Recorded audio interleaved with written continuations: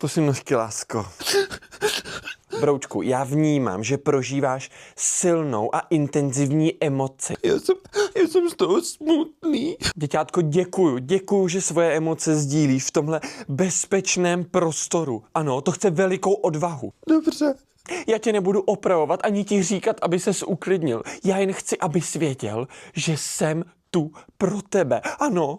Já ale nevím, proč jsem smutný.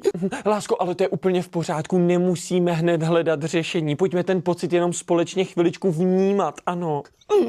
Poslouchej, tvůj smutek je naprosto validní a má tu své místo. Ano. Jo, tak jo. Davide, já ti říkám ještě chvíli breč a dám ti důvod. Přestaň, tady jsem ti nakrájela nějaký jabka, tak si to sněz.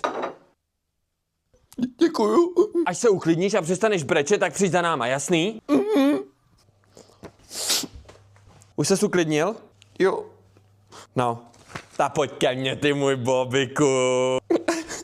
No, přece jsi pořádný chlap po tátovi, ne? Nejsi nějaká baba, abys ňukal, co?